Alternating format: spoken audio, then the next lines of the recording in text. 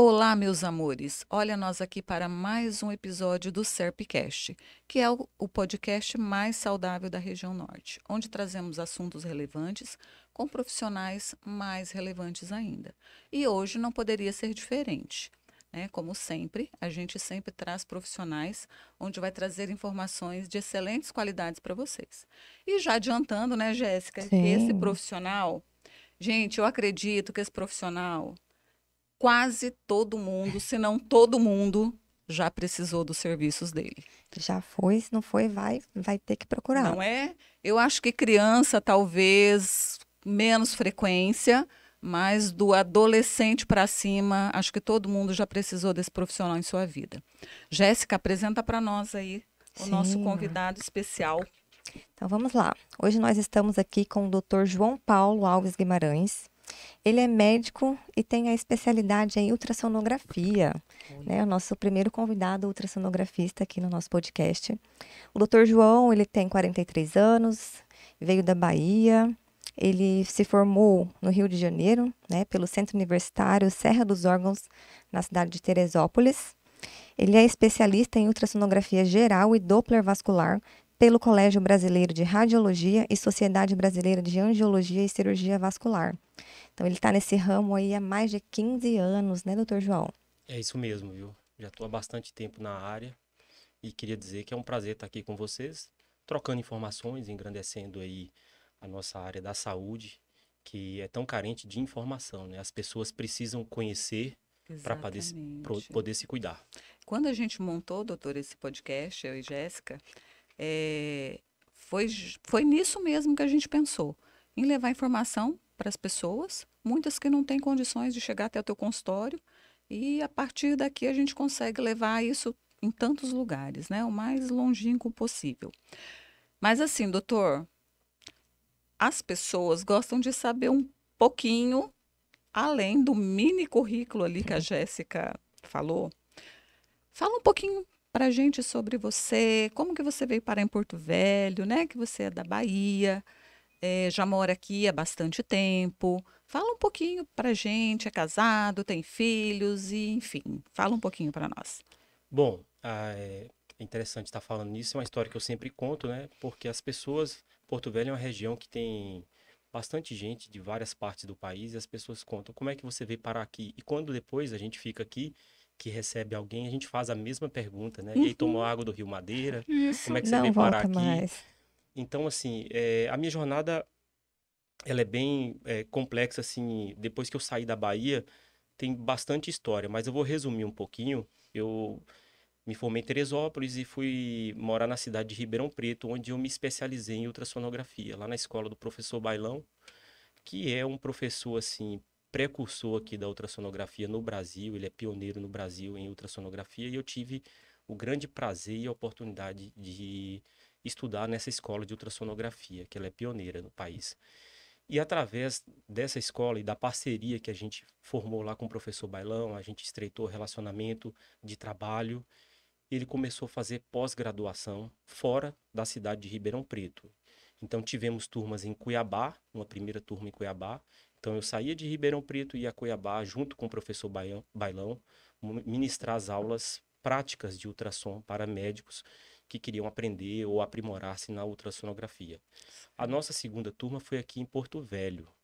E aqui em Porto Velho, durante, né, essa pós-graduação, que ela tem 24 meses de duração, uma das médicas me apresentou a uma clínica. E aí falou: Olha, nós estamos precisando de ultrassonografista, você quer conhecer o serviço? Aí eu falei: Tudo bem. E assim foi. Eu fui conhecer esse serviço, trabalhei lá durante 10 anos, me mudei para cá junto com a minha família, esposa e duas filhas. Então, nós estamos aqui há mais ou menos 12 anos. Eu acho que já está passando disso daí. Então, eu brinco, né? Eu tenho um padrinho aqui que ele fala assim: então você já é Porto Velhaco, porque você já está aqui esse tempo todo, então você já não é mais baiano. Mas é isso. Então, foi assim que eu vim parar aqui, através do professor Bailão. Recebi um convite para trabalhar nessa clínica, uma clínica privada aqui na cidade de Porto Velho, uma clínica referência no estado. E trabalhei lá durante 10 anos. Então, esse foi o motivo que me fez mudar. E chegando aqui, eu gostei da cidade, As pessoas são acolhedoras, fiz amizade, tenho N amigos aqui que são tão próximos quanto uma família. Então, é mais ou menos, resumindo, a minha jornada até Porto Velho foi dessa forma. Aqui no nosso bate-papo, não tem problema nenhum, tá? Se você quiser falar o nome da clínica que você trabalha, que já trabalhou, que faz parte, não tem problema nenhum, tá? Aqui tá tudo liberado, Não, tranquilo, não tem tranquilo. problema nenhum, tá bom? Tá ótimo. E como é que a ultrassonografia entrou na sua vida? Isso é Na, interessante na também, faculdade. porque na faculdade é curioso. Durante a faculdade, o primeiro contato que eu tive com a ultrassonografia não foi tão bom. Na faculdade eu tive dificuldade imensa na área de radiologia, na primeira prova. E eu tirei uma nota muito baixa, me preocupou. Virou E, questão de honra. não, e aí assim, eu precisava tirar assim 9 e 9, né, para poder passar. E depois eu me dediquei, estudei, passei, tirei 9 e 10, consegui me virar ali. Mas o contato que a gente tem com a área de imagem na faculdade é muito pequeno, porque a faculdade de medicina, ela tem N áreas. Então, ela é uma faculdade muito focada nas cadeiras básicas, pediatria, ginecologia, obstetrícia, cirurgia Sim. geral e clínica médica.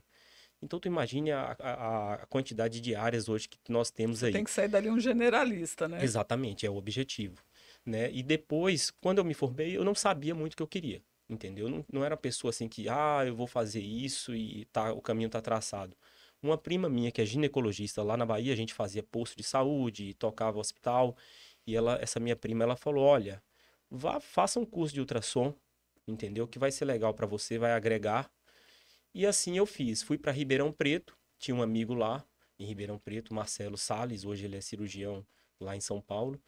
E aí Marcelo falou, olha, vamos ali visitar escolas de ultrassom. Aí ele me levou na antiga EURP, que é a escola do Mauad, hoje chama-se Fatesa. E a gente foi lá, uma escola muito bacana, assim, um lugar, e eu fiquei empolgado.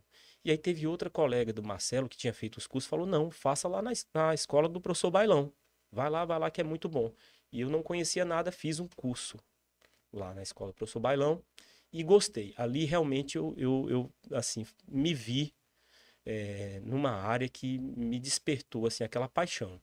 O começo foi difícil, eu acho engraçado porque hoje eu trabalho com ensino e toda vez que a gente está ensinando, o médico olha assim para a imagem e fala: ai meu Deus, eu não vou aprender isso. Eu falo: calma, se eu aprendi, você aprende.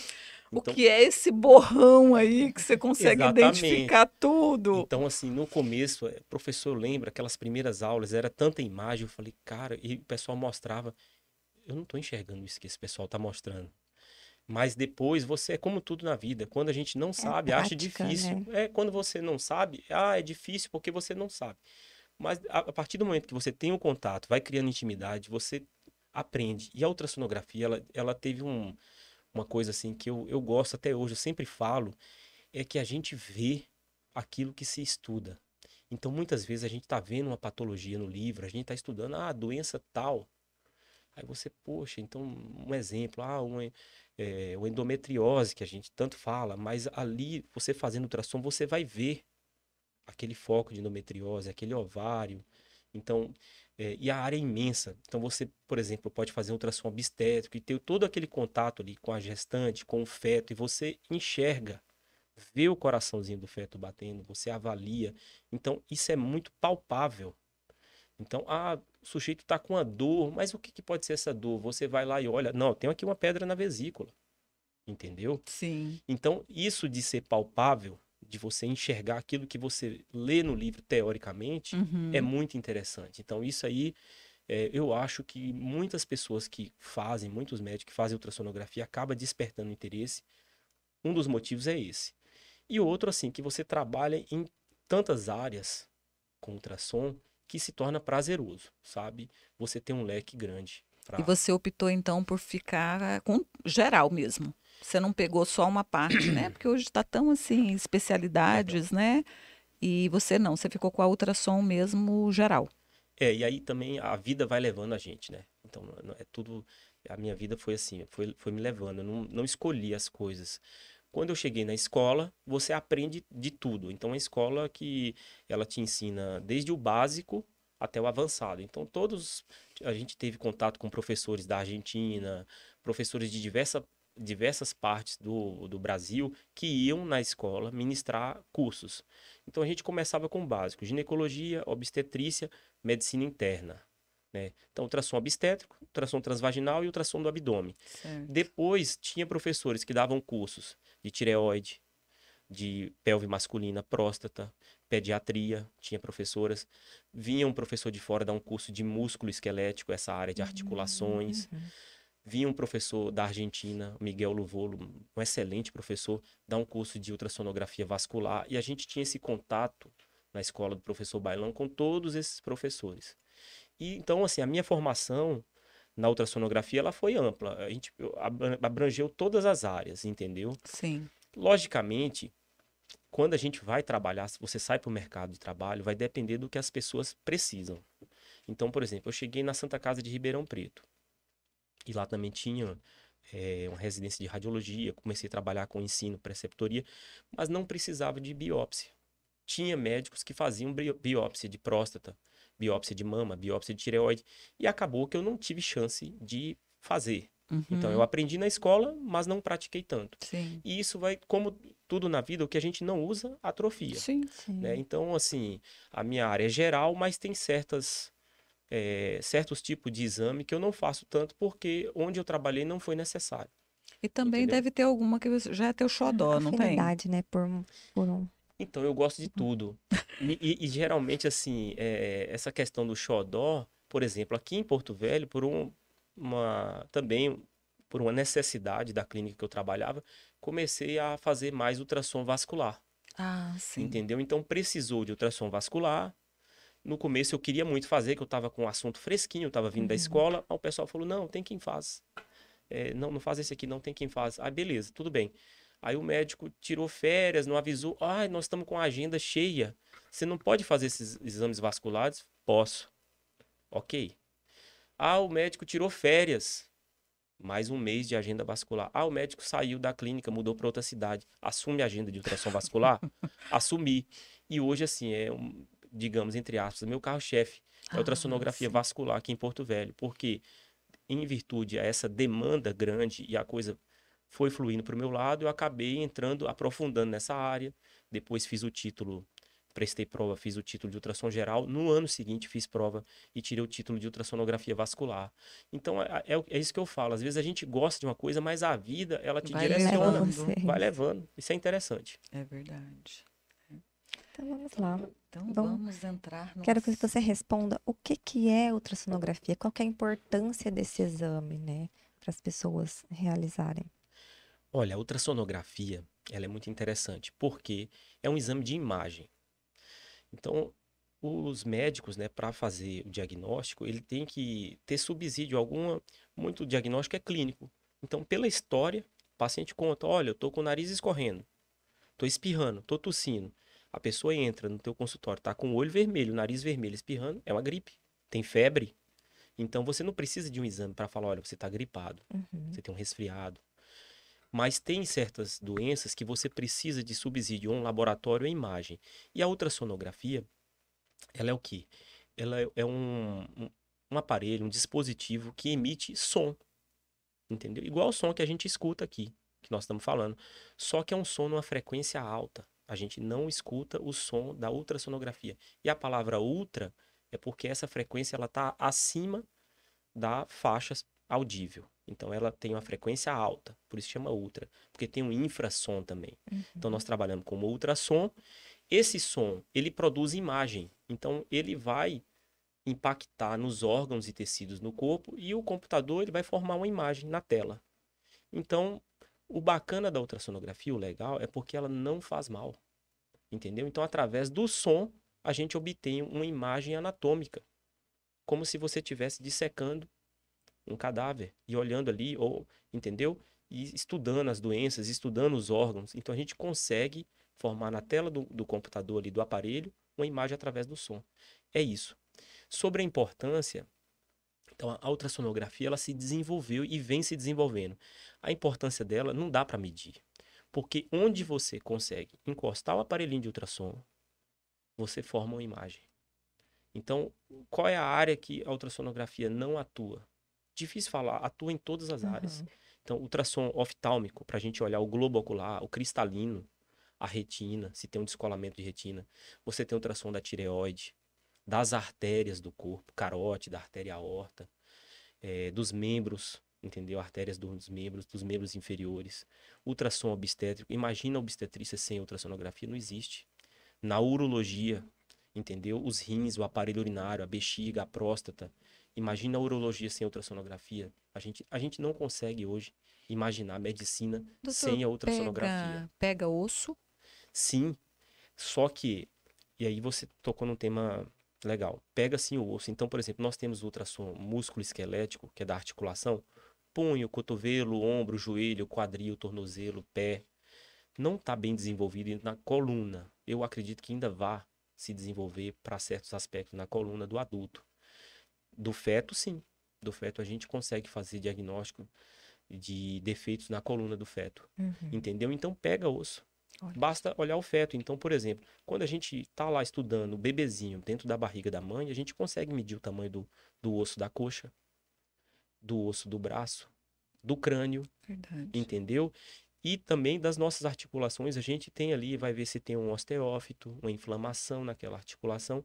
Então, só que o som tem suas propriedades, tem seus pontos positivos e tem suas limitações. Então, por exemplo, você falou do osso. Ele não atravessa o osso, ele reflete.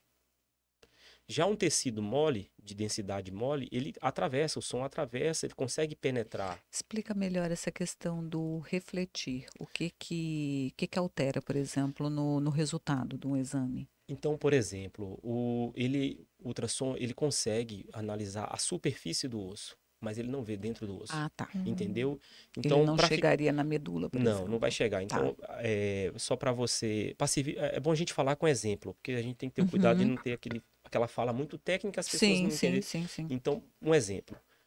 Se o paciente, uma pessoa, tiver com a suspeita de tumor no osso, um câncer no osso, Tá. não vai ser ultrassonografia aqui. Que vai identificar. Que vai não. ser o... Aí seria melhor o raio-x, porque o raio-x ele atravessa o osso. Certo. Quando a pessoa faz uma chapa do pulmão, aí já é um outro exame, né? Tá incidindo um raio-x que ele vai atravessar e vai formar uma imagem lá atrás, mas ela vai imprimir tudo aquilo numa chapa, né? Sim. Entendeu? Que vai captar aquela e vai formar uma imagem, só que ele atravessa o osso.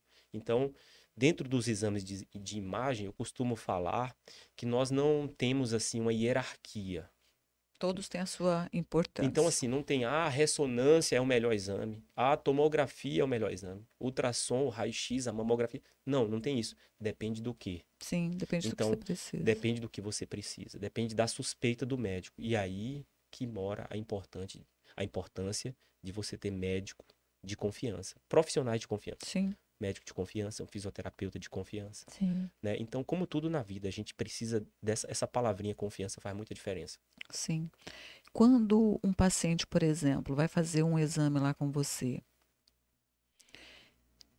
e ele não te fala, por exemplo, vou fazer um ultrassom da mama e eu tenho lá, apareceu já um nódulozinho num outro ano e tal, e eu não comento nada com você. É importante que eu te fale? Ou você, no teu exame, você já consegue detectar esse nódulozinho lá sem eu te dar essa informação? Ou é importante? Isso mesmo para a população saber, né? Que às vezes não dá essa informação para o profissional. Então, aí vamos falar sobre isso. É importante que a pessoa fale e é muito importante que traga os exames. Quando as pessoas, né, fazem check-up, a gente costuma fazer muito exame. Então, por exemplo, quando a gente vai o exame de laboratório, às vezes a gente recebe ali uma pastinha, um calhamaço com várias folhas de exame de laboratório. Tudo bem, os nossos níveis hormonais, até durante o dia, eles alteram. Os exames de imagem não alteram tanto assim, entendeu? Então, por exemplo, esse nosso arquivo de exames de imagem, ele é fundamental, ele é muito importante. Respondendo a sua pergunta sobre a mama, quando o paciente tem um exame anterior e vai marcar, a gente pede, por favor, traga o teu exame antigo, os teus exames antigos, todos, mamografia e ultrassom, ressonância, o que tiver de exame de mama. Porque como é que eu vou responder para Dona Maria, o seu José, olha, o teu nódulo cresceu, Sim. o teu nódulo diminuiu, ele modificou, como é que eu vou responder se eu não tenho o anterior?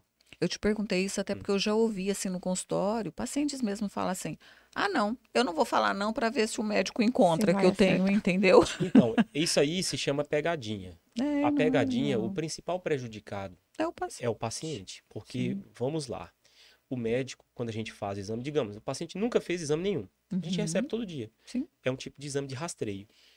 Então, um exame que o paciente tem um nódulo anterior, ele é um acompanhamento. Sim. Então, sabendo que tem que trazer. Mas, digamos, é o primeiro exame. A gente vai rastrear, nós vamos procurar e vamos identificar. Uhum. Lembrando que não existe exame 100%. Então, isso é uma confusão.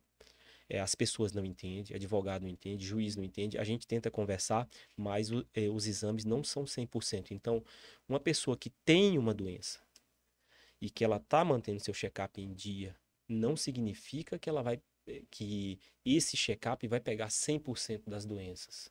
Sim. Isso é uma coisa delicada, mas a sensibilidade é alta. Então, a taxa de sucesso de você identificar um problema quando você mantém o seu check-up em dia, você vai ao teu médico de confiança, faz os teus exames anualmente ou semestralmente, dependendo da situação, aí você tem uma taxa alta, entendeu? De detecção. Mas não quer dizer que dentro de um universo de pessoas que estejam fazendo o exame, que não pode passar uma situação que o exame não vê. Sim. Isso pode acontecer, Sim. entendeu?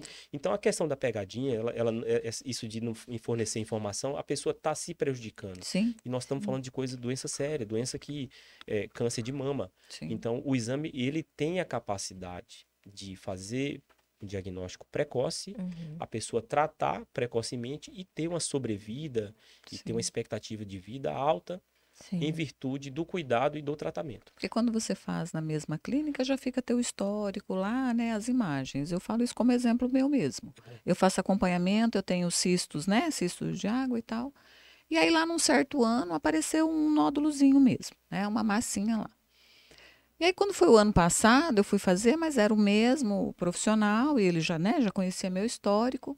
E aí ele comentou comigo: "Nossa, Cidinha, eu não tô vendo aquele, eu não tô conseguindo localizar aquele nódulozinho". Mas, como ele era uma massinha, ele não sumiu daí, diferente dos cistos que podem sumir, né? E aí foi quando ele focou mesmo e até que ele conseguiu localizar. Não, realmente, ele não alterou, ele está do mesmo tamanho, até por conta dos próprios cistos e das glândulas, né? Às vezes fica lá meio escondidinho. Então, gente, olha, nada de pegadinho com seus médicos aí que fazem exame de imagem, tá? Porque os únicos prejudicados seremos nós mesmos. Então, nada de pegadinha com os médicos. Verdade. Perdão. Assim, os nódulos, eles podem desaparecer, tá? Nódulos mesmo de massa? Mesmo nódulo sólido, É? ele pode desaparecer. Isso acontece. Importante, a gente pode dar a volta que for aqui, a gente vai voltar no mesmo lugar que é você ter o seu médico de confiança.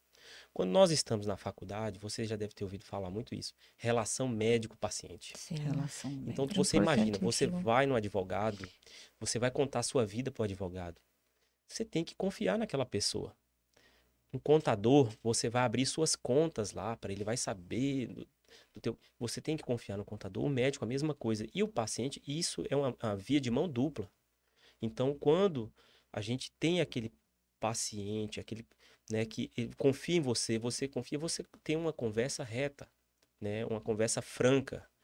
Então a gente não precisa de meias palavras. Você fala, olha, a tua situação ela é grave, lógico, ninguém vai dar susto, mas é uma situação delicada. Não, a tua situação você só precisa de acompanhar. Não, isso aqui não é problema nenhum. Então a conversa muito franca. Então a gente pode fazer todo o rodeio, a gente vai voltar nessa questão da confiança. Então o paciente tem que confiar no médico e o médico também confiar no paciente para você ter o objetivo que é a promoção da saúde, né? Você fazer um diagnóstico preciso, Sim, entendeu? Lembrando que o nosso corpo, ele não é inerte. As mamas, por exemplo, elas sofrem ali influências hormonais. E Uhum. através dessas influências hormonais, ela modifica.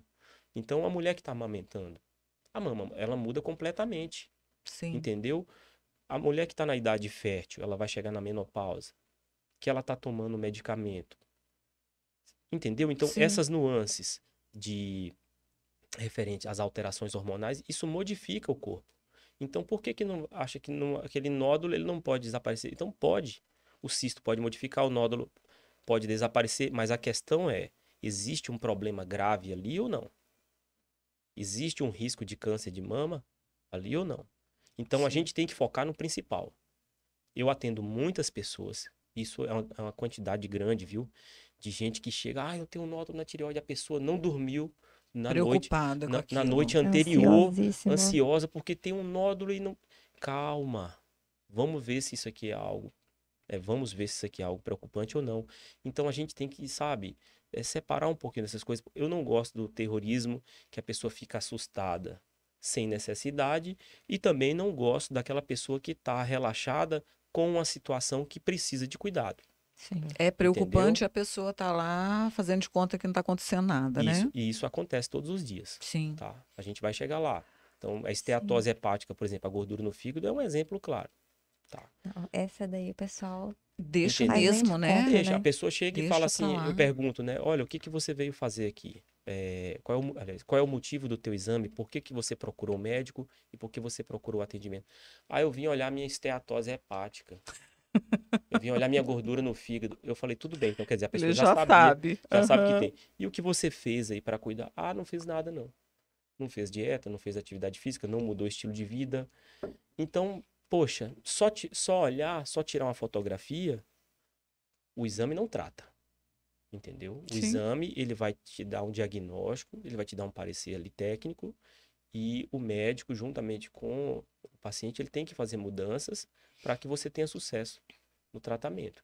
Então, é importante isso, né? Nem 8 nem 80, nem ficar desesperado com coisas que não têm valor e também não ficar relaxado com problemas que a gente pode modificar o curso da doença, que a gente Sim. pode, né? Já que a esteatose, ela é comum mesmo, né? A gente vê no meio da gente, né? As pessoas que convivem e tal.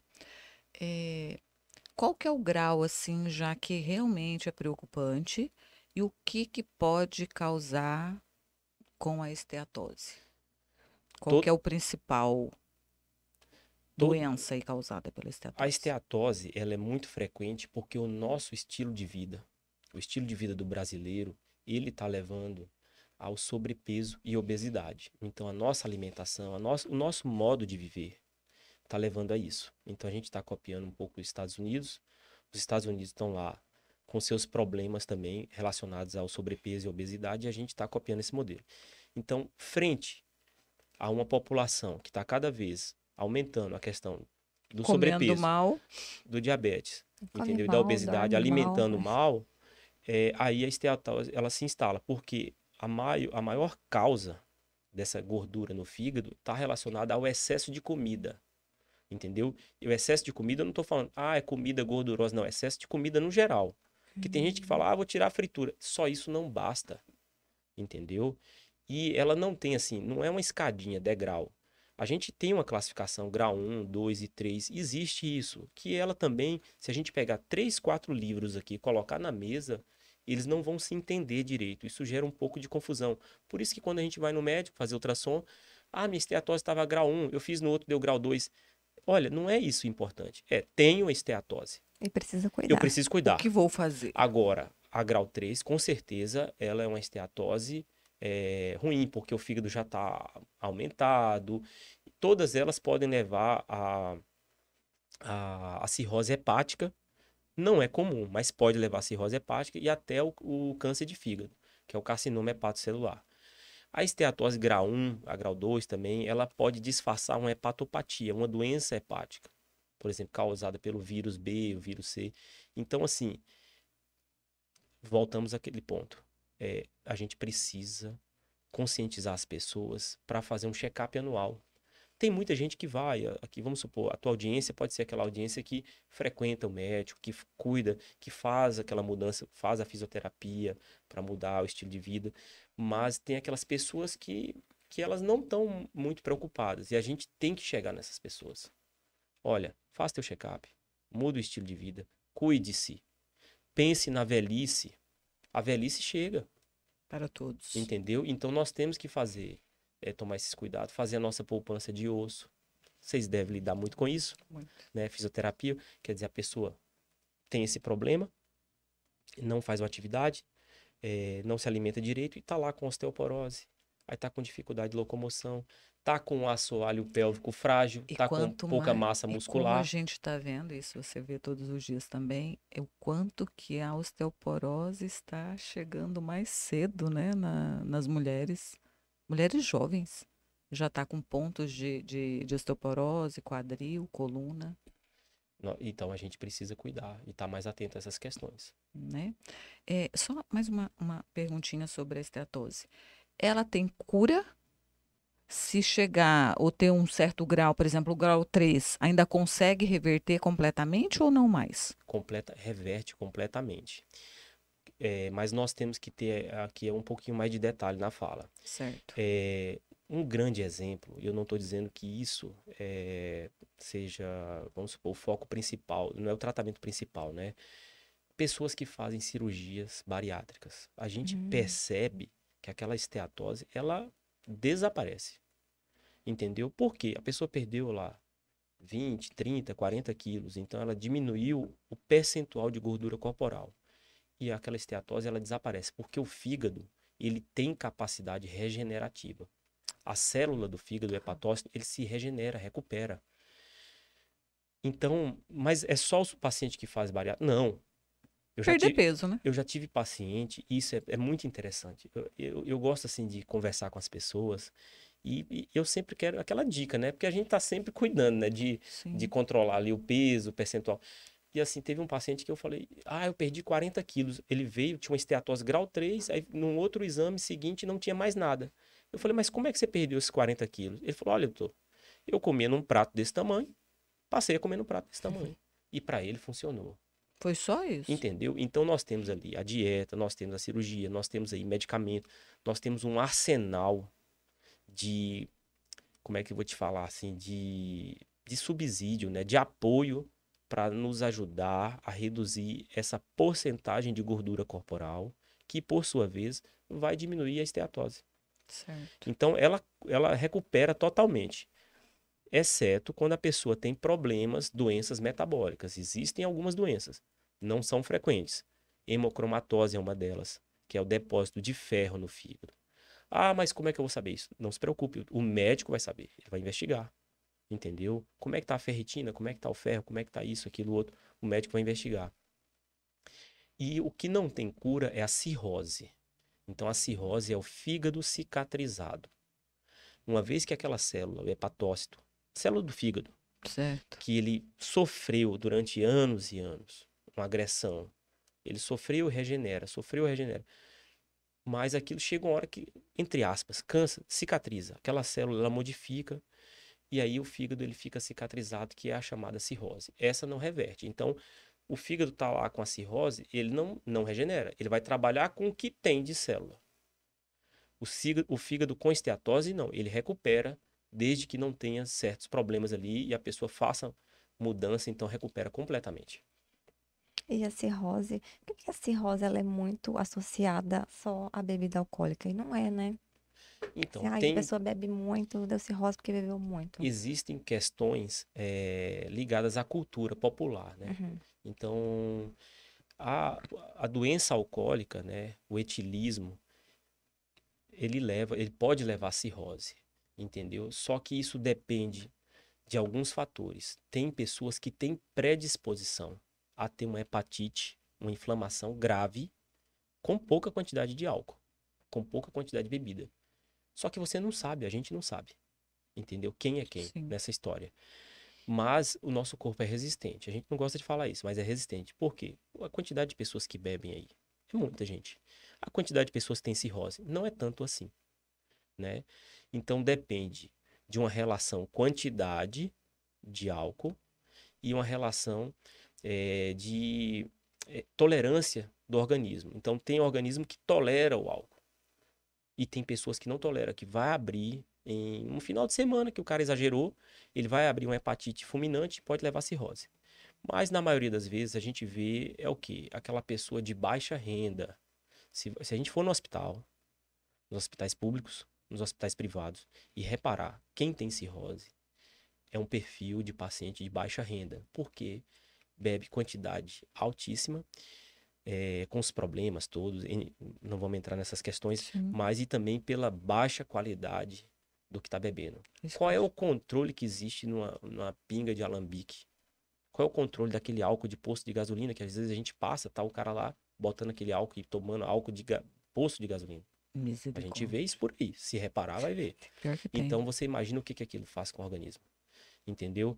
Então, é um problema sério, tá? Que nós temos que ter cuidado.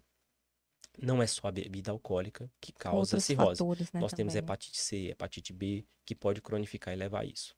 É um assunto amplo também. Sim, e isso tudo você diagnostica na ultrassom. O ultrassom, ele ajuda, tá? Não é que ele vai chegar e vai falar, ele vai mostrar o fígado, a anatomia do fígado.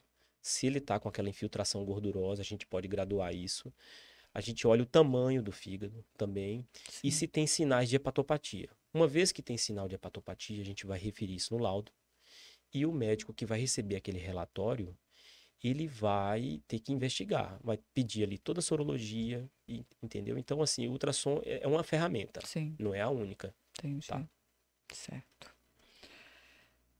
Vamos entrar nas nossas... Vamos entrar um pouquinho, né, na nossa... na nossa área aí, Jéssica.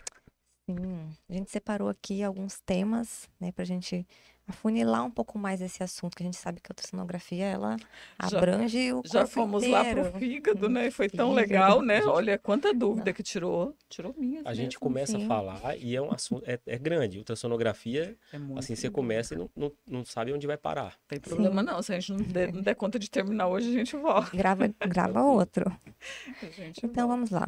Então, assim, doutor João, a gente queria saber que como a gente atua muito, né, dentro da fisioterapia pélvica com as disfunções do assoalho pélvico, a gente trata, né, várias disfunções, a gente queria saber quais as patologias que podem ser diagnosticadas através da ultrassonografia, essas patologias que causam sempre disfunções do assoalho pélvico que levam à incontinência, né, levam à urinária, fecal. Pode falar um pouquinho pra gente aí? Então, aí nós temos muitas doenças que a gente pode fazer o diagnóstico com ultrassom, né? Então, a gente pode ali, desde um exame de aparelho urinário, onde nós vamos observar o rim, a bexiga, a anatomia, a uretra, tanto no homem quanto na mulher. Os exames da próstata via abdominal ou via transretal, que a gente consegue ter definição do tamanho da próstata e dessa relação da próstata com a bexiga e com a uretra. Então, às vezes o sujeito tem uma próstata grande, mas não está empurrando a uretra. A próstata, então não é só o tamanho, é a morfologia, a forma. Então nós temos exames de próstata, nós temos os exames transvaginais que conseguem avaliar o assoalho pélvico, a pelve feminina, o útero, os ovários, entendeu? E ali a gente consegue enxergar bastante doença. A gente pode avaliar aquela anatomia normal, como pode fazer diagnóstico de determinada doença. Então, isso é um leque grande, tá? Sim. Vai depender de quê? Da suspeita. Então, tudo começa ali na consulta. A pessoa vai ao médico ou fazer um simples check-up de rotina ou tem alguma queixa. Olha, a queixa é essa. Aí o médico ele vai solicitar os exames. Então, nós temos a avaliação clínica que o ginecologista faz, por Sim. exemplo, ele vai ver se ele tem um prolapso retal, um prolapso de uretra, de vagina, entendeu? Que o ultrassom pode colaborar, mas geralmente não é o principal. Então, nós temos também, que é pouco utilizado, o ultrassom transvulvar, que você só encosta o aparelho e consegue avaliar ali a uretra, a vagina. E nós temos uma coisa que eu queria falar, Vale. que é a questão do ultrassom, ele é uma ferramenta dinâmica, entendeu? O que que é isso? Eu preciso abrir um parênteses para falar rapidinho. Então, quando uma pessoa faz uma tomografia, uma ressonância, você entra naquele aparelho parado. E o aparelho faz a varredura, Uhum. o médico radiologista Sim. vai fazer análise daquelas imagens obtidas. No ultrassom, não, a gente faz conversando. Então, eu posso pedir, por exemplo, para o paciente fazer manobras de valsalva, Uhum. né? O que é isso, né? Manobra de valsalva. Fazer força com a barriga. E Uhum. nesse fazer força com a barriga, a gente pode ver, por exemplo, que a uretra, ela se dilata. Então, mas aonde está se dilatando? a gente consegue ver isso também na ultrassonografia. É pouco utilizado, tá? Mas nós temos possibilidades. Quando a gente faz uma avaliação transvaginal, por exemplo, a paciente suspeita de endometriose ou que tem várias cirurgias que tem uma possibilidade de ter aderência, a gente pode estar ali com o aparelho, fazer uma pressão e ver essa movimentação do intestino, do útero, ou se ele está fixo. Entendeu? Isso pode. Porque ele Então, tem que ter uma mobilidade dentro os do órgãos limite, né? têm mobilidade. Então, o ultrassom nós temos essa vantagem de estar conversando com a pessoa. Dona Maria, seu José, seu fulano, onde que dói? Ah, eu tenho uma dor aqui, você vai com o aparelho ali em cima. Entendeu? Então nós temos uma vantagem grande. Agora, depende de quê? O exame não é assim uma coisa aleatória. Você começa de uma suspeita, uma boa avaliação clínica. Aquela questão do médico. Entendeu? Pediu, indicou. A gente vai lá e olha. Olha, você precisa fazer uma fisioterapia para melhorar o teu assoalho pélvico. Por quê? A gente hoje está optando cada vez mais por tratamento conservador, não é isso? Sim, Né? Porque as cirurgias, elas podem causar os problemas. sim. Então, excesso de cirurgia pode causar aderência. Então, se a pessoa pode tratar sem cirurgia, é melhor. Então, esse nosso relacionamento, essa nossa conversa aqui, a conversa com o médico, essa interação entre os diferentes profissionais e o paciente é o que ajuda muito. Então, quando a gente tem a oportunidade de estreitar esse relacionamento, todos ganhamos, inclusive, mas o principal, o paciente. Porque ele está com problema e ele nos procura. E a gente só existe porque existe essa demanda. Você sente a necessidade ou de repente você trabalha no órgão, você trabalha no setor público e no privado. Sim.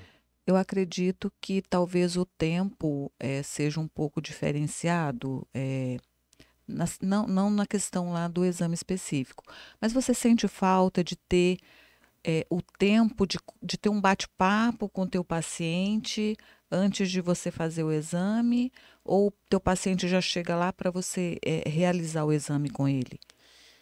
O exame em si, ele é mais rápido do que uma consulta. Geralmente, tá? Geralmente. Isso não é uma regra, não. Sim. Mas a gente conversa, então é a anamnese mais dirigida. Então, quando Que você já vai fazendo no momento que você está fazendo no ali o momento do exame. Então, assim, quando a gente está lá na faculdade aprendendo anamnese, né, tem todo um Sim. questionário que a gente faz com o paciente. No exame, A prática é bem diferente. a gente faz isso, né? A prática é diferente, porque você tem uma questão tempo e realmente não dá para fazer aquela anamnese que a gente aprende no começo. Sim. Aquela anamnese no começo é para você aprender, fazer todos os órgãos e sistemas, né? Mas depois você direciona porque você tem que ter uma demanda ali para resolver. Mas, em se tratando de exame, no caso de ultrassom, a gente faz essa anamnese, só que é uma anamnese dirigida. Como eu estava conversando aqui, bom, por que você procurou o médico? E por que o médico solicitou esse exame? E o médico tem que preencher. Então, ali o paciente já começa a falar e você já começa a examinar. Entendeu? E a pessoa vai contando. Então, eu não sinto falta dessa questão.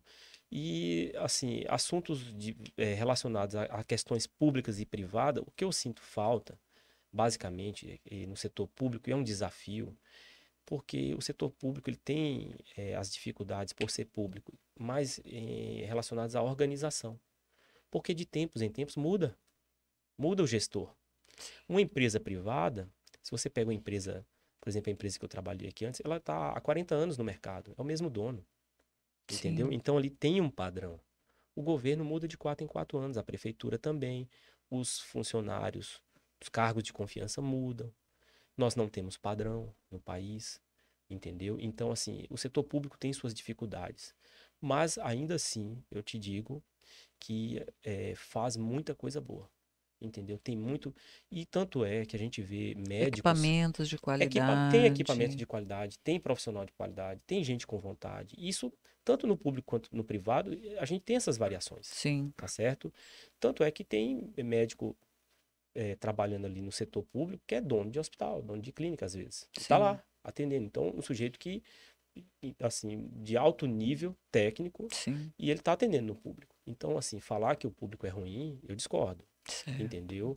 É lógico, tem suas dificuldades, tem suas particularidades, mas não é no privado também tem. Sim. Lá naquele particular que a pessoa vai lá e paga também tem, Sim. entendeu? Então, a gente volta na questão da confiança.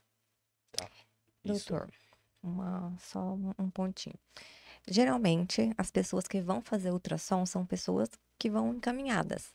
Mas eu Certo. posso, por exemplo, chegar lá na clínica que você trabalha, marcar um ultrassom, assim, porque eu quero ver como é que tá, para você dar Preventivo. É, mas por Então, conta, né? Porque assim, na fisioterapia pélvica, a pessoa pode chegar lá e falar assim, não, quero chegar, fazer fisioterapia pélvica para fortalecer. Posso chegar lá e fazer uma ultrassonografia? esse caminho eu particularmente não gosto, eu vou ser bem sincero. Uhum. É como colocar o carro na frente dos bois, entendeu? Então você tem uma sequência lógica. A sequência lógica é a pessoa consultar o médico solicitar exames e o médico indicar o tratamento Uhum. e tá referenciando a fisioterapia, entendeu? E a gente ter esse relacionamento. Eu acho que esse processo, ele é melhor. Logicamente, numa clínica privada, a pessoa pode, às vezes, ali fazer o exame, pode, mas não deve. Eu já recebi várias vezes pessoas que vieram fazer exame comigo. Olha, doutor, eu vim aqui e aquele exame, a pessoa não precisava daquele exame. Ou seja, ela ia jogar aquele dinheiro fora. E dinheiro a gente sabe, não é fácil. Sim. Entendeu? Então a pessoa vem, olha, seu fulano, não, você não precisa desse exame, tá? Você vai jogar seu dinheiro fora. Pegue o teu exame, faça a consulta primeiro. Precisando, você volte. De vez em quando é feito, é porque a pessoa perde um pedido, a pessoa está viajando, ela tem necessidade de fazer um exame. Então, também a gente não vai virar as costas e vai mandar a pessoa embora, Uhum. entendeu? Mas não é o melhor caminho, tá? Muitas vezes também as pessoas me param por conhecer. Ah, faz o exame. Olha, Uhum. não é por aí, entendeu? Então a gente tem que partir.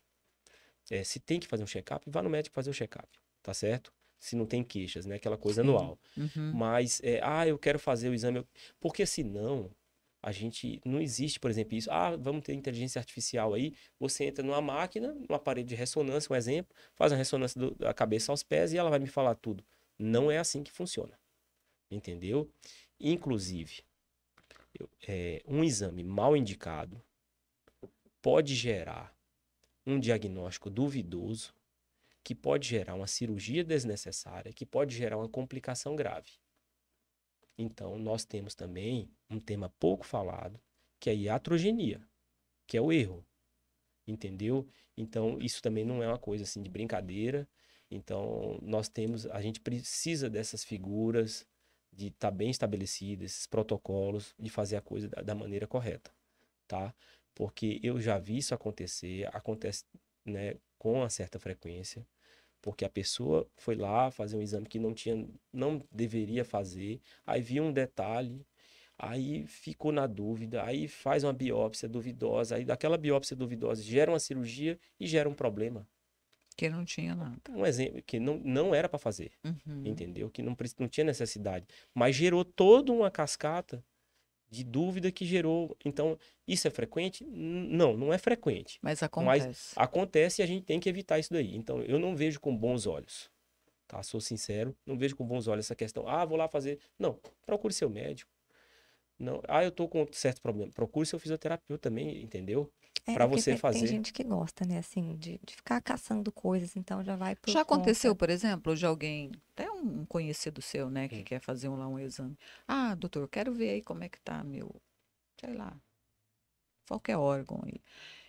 Achando que não tem nada e você achar que ele tem, e você descobrir que ele tem uma doença grave, por exemplo. Acontece, por exemplo, em congresso, entendeu? Isso aí acontece.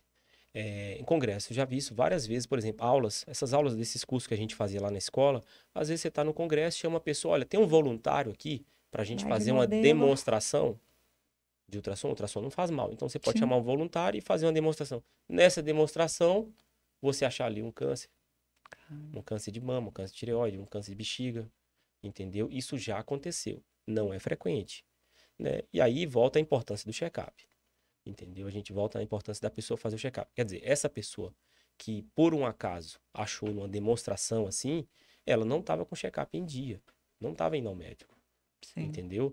Então isso acontece. Mas não é frequente, não é frequente não, eu quero dar uma olhada e achar, entendeu? Porque também não é frequente que chega isso pra gente, né? Entendi. Agora vamos voltar a falar um pouquinho da endometriose. A endometriose, ela tem sido, né, uma doença assim que hoje já está um boom de informações aí, todo mundo posta sobre o que é alimentação, atividade, diagnóstico. mas até então ela era de um diagnóstico meio difícil, né? Um pouco demorado. E aí a mulher às vezes ia no médico várias vezes com as queixas, dor, dismenorreia, dor na relação, fazia alguns exames e nada de diagnosticar. Como que a ultrassom vai diagnosticar a endometriose? Porque a gente sabe que ela é um pouquinho diferente, né? Tem que ter todo um preparo. Então, vamos por partes, né? A endometriose, ela é uma doença muito frequente, entendeu? Então, se a gente pegar ali o alvo da endometriose é a mulher na idade fértil. Então, essa mulher que está lá com seus períodos menstruais, né, que está na idade fértil, ela tem ali algo em torno de 10% de prevalência de endometriose. É um número muito alto. Mas não é toda mulher que tem aquela endometriose que vai ter um nível grave, entendeu? Tem ali também uma classificação, né, de leve, moderada, grave. Uhum. Então tem vários detalhes aí. A endometriose na ultrassonografia sempre foi, né, uma área que a ultrassonografia ela colaborou, entendeu? Ela Sim. colaborou no diagnóstico. Então, quando traçando ali, né, você começa de uma suspeita. Como é que faz o diagnóstico da endometriose? Então, você tem a mulher que tem alguma queixa, dor na relação, tá certo? Que é a dispareunia, dor na relação, dor no período menstrual, começando ali um pouquinho antes da menstruação e terminando essa dor no final da menstruação. Então, essas mulheres que têm essa dor é uma queixa frequente, Sim. entendeu? E outras queixas, porque depende do local que a endometriose, ela, daquele foco. Onde que aquele foco está instalado? Se está, por exemplo, na bexiga, vai gerar um tipo de sintoma. Se ele está com foco no intestino, outro tipo de sintoma. Então depende muito. Mas o mais comum é nos ovários. Então a mulher tem uma dor pélvica, uma dor na relação. E aí procura o médico. Por sua vez, o médico ele vai solicitar, ele vai investigar aquilo ali e dentro da suspeita ele indica os exames. E a gente volta naquela questão que exame não tem hierarquia de uma forma aleatória, mas diante da suspeita, sim tem. Então, o padrão ouro, quer dizer, o melhor exame para diagnóstico da endometriose é a videolaparoscopia. Então, só que a videolaparoscopia é uma cirurgia. Então, o médico não vai indicar, o padrão ouro vai indicar aqui, videolaparoscopia, porque eu estou suspeitando de endometriose. Não.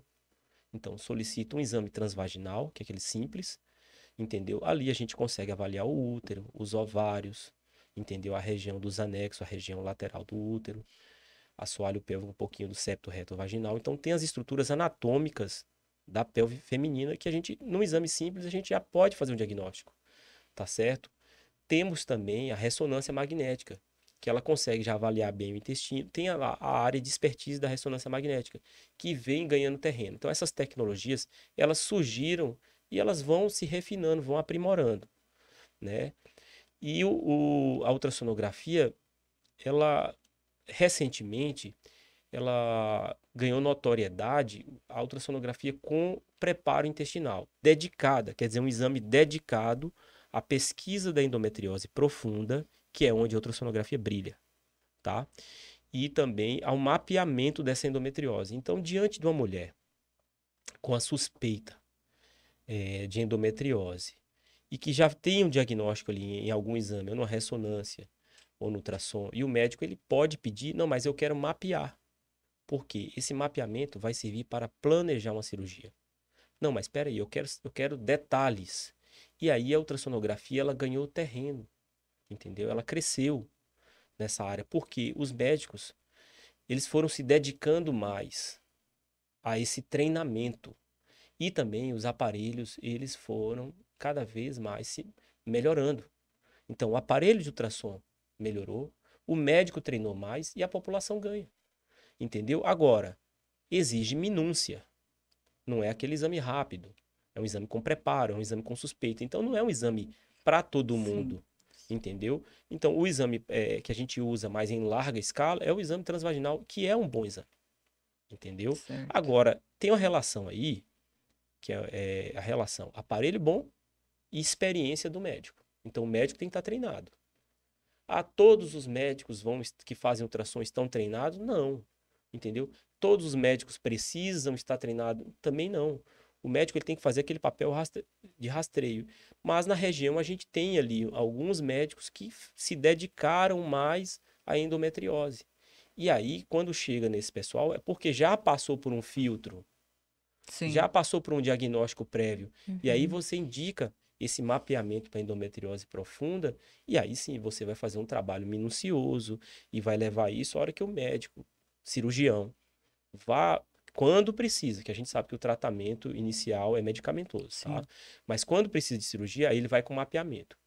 Então, por ser uma doença frequente, ela ganhou terreno, ganhou notoriedade, com a questão da internet também. A gente vê Sim. que famosos estão falando, os médicos Sim. também estão conversando mais na internet e as pessoas estão conhecendo, tá? De quando você começou a atuar para cá, já se mudou muito, né, essa questão da endometriose. O que que você acredita que pode estar acontecendo que está tão comum mulheres com endometriose, mulheres com dificuldades, né, de gestar por conta de endometriose? Você acredita que sempre aconteceu, mas nunca teve importância? A mulher ficava com a dor, a mulher ficava com a cólica e não buscava? Ou aconteceu alguma coisa aí que veio acometendo mais as mulheres de endometriose? Porque está muito comum, né, doutor? De um tempo para cá, nossa, é muito comum no meio que a gente convive mesmo com as mulheres. Quantas, né, Jéssica? Nossa, demais. Você vê o número de pacientes que tem chegado com endometriose, assim, e você vê paciente nova, paciente meia idade, então, assim, com os mesmos sintomas. Aquela distensão abdominal, aquela dor pélvica crônica, uma dificuldade para engravidar, problemas, né, intestinais, Porque para constipação. nós lá, por exemplo, as mulheres que chegam com endometriose, o que a gente pode fazer na nossa fisioterapia? Fazer o tratamento da dor pélvica, né? A gente não consegue, é o que a gente fala, a gente não trata a endometriose, a gente trata os Os sintomas. sintomas que essa doença tão horrorosa causa nas mulheres. E então é isso. O senhor tem, assim, alguma coisa para falar com relação a esse aumento da população? Tenho sim. Então vamos lá. Nesses 15 anos, desde que eu entrei lá na escola, né, aquela história que eu contei lá em Sim, Ribeirão Preto, e o meu professor, ele tem bastante conhecimento, ele tem um livro de ginecologia, assim, eu considero, sem sombra de dúvida, o melhor livro de ultrassom ginecológico do mundo, nunca vi sim. nada igual. Então ele já falava muito em endometriose. Como é uma doença altamente prevalente, eu falei aqui algo em torno de 10% das mulheres em idade fértil. Esse número é imenso. A endometriose, ela sempre foi grande. A questão, o que modificou hoje? Nós temos acesso à informação. Antigamente, as pessoas, a gente não tinha notícias. Hoje nós temos celular, que nos dá notícia a todo momento. Então, a hora lá que a famosa, como é que chama a cantora lá que teve endometriose? Acho que foi a Anitta, né? A Anitta. Anitta, a Ela hora que fez. ela fala de endometriose, isso toma proporção muito grande. E vocês falam, poxa, eu estou recebendo muitas pacientes com endometriose, mas vocês já são referência. A partir do momento que você é referência, é igual um imã. Você começa a atrair mais porque você presta um bom serviço, as pessoas identificam isso e cada vez mais vai gente procurar. Então ela não aumentou nesse sentido, tá certo? Mas nós tem mais coisa para falar. Então tem essa questão da notoriedade, das informações circulando, né? Então pessoas famosas falando, médicos falando sobre o tema, os médicos estão cada vez mais participando ali no celular. Então a gente tem essa sensação de aumento. Como vocês são referência, recebe muito. Por exemplo, tem uma colega, eu vou citar aqui a doutora Bruna. Então ela trabalha lá, a Bruna trabalha no Alphaclin e ela é uma radiologista excelente e ela se dedica ao estudo da endometriose, Sim. tá Uhum. certo? Teve uma vez que a gente estava conversando, ela falou, João, eu tô preocupada. Eu falei, mas o que que tá acontecendo, Bruna? Ela falou, tem hora que eu acho que eu tô vendo endometriose demais. Aí ela falou, eu falei, não, calma. Ela, não, porque chega, aí eu tô vendo endometriose. Eu falei, pô, será que eu tô vendo, será que eu tô errando pra mais? Eu falei, Bruna, não é isso. Você já é uma referência, então os pacientes eles já vão Sim. circulando e vão direcionando mais para você. Sim. O médico já começa a indicar, e aí você tem essa sensação. A mesma coisa no Doppler. Eu começo a receber muita gente com trombose, mas é porque não, porque você. Então, assim, a gente tem essa sensação. No É, caso de nós vocês lá, mesmo lá, a gente já fala da Bruna, né? Paciente que é, está achando que tem procura, a Bruna que ela. exatamente. Então você vira, entre aspas, um para-raio. daquele probleminha. Então começa a centralizar ali. E no caso de vocês também vão receber muita gente com endometriose. Agora, nós temos que falar de outro assunto também. O nosso perfil de população, ele modificou. Então, as mulheres estão fazendo faculdade, estão deixando para engravidar mais tarde. E aí tem essas questões voltadas com a fertilidade. Então, por conta da mulher ter ali, priorizar vida profissional e ter essa mudança no perfil da população, então isso ganha notoriedade, entendeu? E como a endometriose, ela pode ter as complicações como relacionada à infertilidade, ela pode complicar, é uma das grandes causas de Sim. infertilidade, então isso também ganha notoriedade, tá? Então são um conjunto de fatores que levam a gente a crer que agora tem uma explosão de endometriose aí. Não, não é isso. Tem mais um fator. Nós temos mais acesso, entendeu? Antigamente não tinha tanto acesso. Você tinha dor, tratava lá. Quer dizer, hoje não, nós temos acesso. As coisas estão bem mais fáceis. Você consegue fazer o exame, você consegue diagnosticar, tratar e ter essa informação a todo momento. Então isso dá uma sensação de que está tudo aumentando, mas eu não vejo dessa forma, entendeu? Tem uma certa mudança, sim, com relação ao perfil de população, mas há aumento de prevalência. Eu não tenho notícia assim palpável para falar, olha, tem, mas tem sim uma tendência de aumento, mas não é isso tudo que a gente acha, tá bom? Tá, Então, basicamente é isso. tá certo. Vamos falar então sobre os homens aí com os seus problemas prostáticos.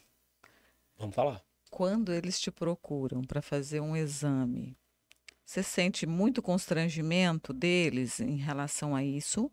Ou quando chegam para você é super tranquilo? Olha, é super tranquilo, entendeu? O exame de próstata, na ultrassonografia, nós temos ali algumas ferramentas, tá? Nós temos a próstata via abdômen.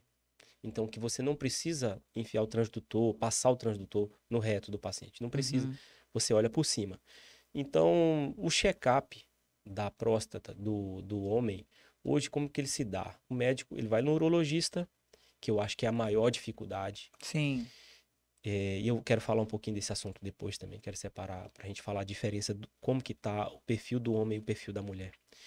Então, o médico, o paciente, ele vai no urologista, mas tem dificuldade, muitas vezes não vai, tem esse preconceito. Mas quando vai, o médico solicita um ultrassom transabdominal, quer dizer, pelo abdômen da próstata, um exame de PSA, que é um exame de sangue, Uhum. tá certo?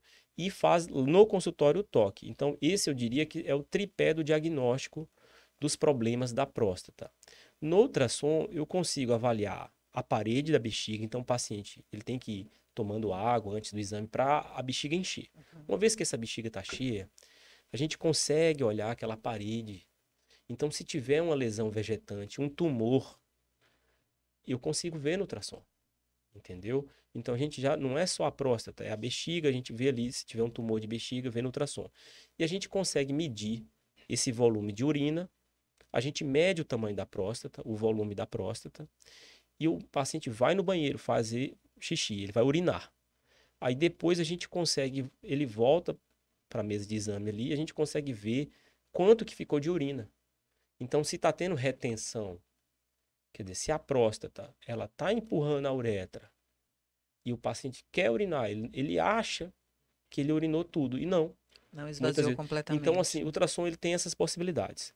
E é muito tranquilo, um exame tranquilo. Quando o médico tem ali uma suspeita, por exemplo, de câncer, deu um PSA alto, ele repetiu, está um PSA alto, ele pode solicitar uma biópsia de próstata. Aí é um exame um pouco mais chato, mas não é para todo mundo, é para quem precisa. Sim. Precisou, tem que fazer. Temos também a ressonância, tá? Isso aí lá no Alfa tem o José que ele está fazendo a ressonância da próstata e fusão de imagens com o ultrassom transretal. Então você tem dois exames que eles combinam e aí vai dar mais informações. Mas também não é um exame para todo mundo. A gente falar o que é básico e que é importante, e nós estamos agora no Novembro Azul, não é isso? Sim. É que os homens têm que procurar o médico para fazer um check-up. Mas é um medo ainda, né, doutor? Meu Deus, como que ainda tem? É uma Todo ano a resistência, gente, né? né? Todo mundo falando sobre isso, mas ainda tem uma resistência. Tem Tem uma ainda. questão do medo e tem uma questão de costume. A mulher, quando ela menstrua, a mãe leva no É ginecologista. isso que eu falo sempre. A mulher leva, olha, minha filha menstruou, tal, tem que... Aí começa. Quando a mulher tem início da vida sexual, também ela vai no ginecologista. Então a mulher, ela é mais cuidadosa. Ela já está acostumada Desde desde cedo. jovem. Uhum. A mulher faz o exame preventivo, que ele é um exame que consegue diagnosticar antes de ter um câncer, né? Sim. Então ele consegue avaliar células e fazer um diagnóstico do lesões pré-cancerígenas. Então é um exame importante. A mulher está acostumada a fazer isso. A mulher faz o exame das mamas a partir dos 35, 40 anos, dependendo do histórico familiar. Então ela começa a examinar a mama, onde faz o diagnóstico precoce, né? Quer dizer, aquele problema inicial no câncer de mama e pode tratar. Com isso tudo, o que se viu, né? O que os países que adotaram políticas voltadas para a saúde da mulher, eles notaram que a expectativa de vida da mulher aumentou. Então, assim, poxa, estes exames associados aos tratamentos, tá bacana. Tá aumentando a expectativa de vida da mulher, sem sombra de dúvida, ninguém nega isso. Então, essa política é legal. Para o homem, nós temos um problema. O homem não vai no médico. Os exames, eles são bons, eles estão evoluindo. Os tratamentos também, mas eles não conseguiram dar esse impacto ainda. Então, nós estamos muito para trás. E aí cabe a gente tá fazendo um alerta para os homens procurar o médico. Vá a uma consulta médica por ano, para você não ter certos problemas. E aí, voltando para aquilo que vocês lidam lá nas questões da próstata, é melhor a pessoa cuidar antes, né? Fazer um diagnóstico precoce, um tratamento, Sim, as porque aí sequelas são muito as sequelas são menores. menores e a fisioterapia faz total sentido ali, entendeu? E Exatamente. vocês notam isso nos pacientes de vocês, como é Sim. bom quando o paciente se cuida.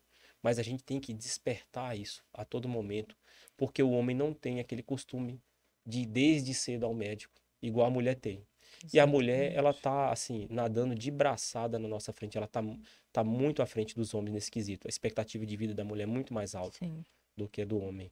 Doutor, quando você falou da ultrassom ali abdominal, né? Certo. E a intra, né? Que né, vai o Transretal. transdutor no reto. Isso também é o urologista que vai definir se há necessidade? É quando já existe uma suspeita um pouquinho maior ou não? É o urologista que define, É, tá? A necessidade. De uma maneira geral, o ultrassom via abdominal ele é ótimo, sim, porque a gente tem essa questão da avaliação da bexiga. sim. E o transretal não. Não, é só a O próstata. transretal, ele como o aparelho de ultrassom, ele encosta mais na próstata, ele tem imagens melhores. Mas as imagens melhores, isso é uma coisa que a gente não gosta muito de falar, mas assim, no caso da próstata, não se traduziu a um aumento no diagnóstico, infelizmente. Então, por exemplo, os estudos mostraram que quando a gente faz as biópsias de próstata, você mapeia. Então, que muito local que tinha nódulo, faz a biópsia ali e não dá câncer. Local que não tem nódulo, às vezes tinha um câncer naquele local. Então, o nódulo na próstata, ele não necessariamente está relacionado ao câncer. Então, não foi tão promissor assim essa questão. Então, por isso que eu falei, nós temos um tripé, basicamente, que é o PSA, o Sim. ultrassom e o toque. No toque, o médico ele vai ver se tem alguma área endurecida. Então, o médico ele vai, se ele desconfiar, aí ele vai estar indicando o exame transretal, o exame e a biópsia. Então, a biópsia é o último caso, é quando precisa. Mas esses exames, principalmente o exame transabdominal, é muito tranquilo de se fazer. O médico geralmente pede ali ultrassom do abdômen também para ver fígado, ver artéria aorta também, A ver tudo. biópsia ela é guiada A pela biópsia ultrassom? é guiada pelo É. ultrassom, Você entendeu? faz a biópsia não? Esse exame eu não faço. Eu aprendi também lá na Sim. escola, mas pelo desuso. Então, Aqui na tua prática não. as clínicas que eu cheguei para trabalhar já tinha gente fazendo, Entendi. entendeu? E aí eu acabei que eu não cresci muito nessa área. Precisando, eu Entendi. faço, mas onde eu tô nunca Não precisou. tem, entendi. Nem no privado e nem no público. Sempre tinha alguém já ocupando esses espaços. Então eu não faço esse tipo de exame. Não está no meu rol de exame ali. Certo. Tá. Você já se deparou com algum exame que você fez que você mesmo se assustou com o resultado? nesse teus 15 anos aí de prática? Já várias vezes, mas assim, Teve algum que te marcou? há muitos, teve muitos exames que marcaram, viu? Mas só para me dar uma dicasinha assim, negativamente, Nega- positivamente, Negativamente.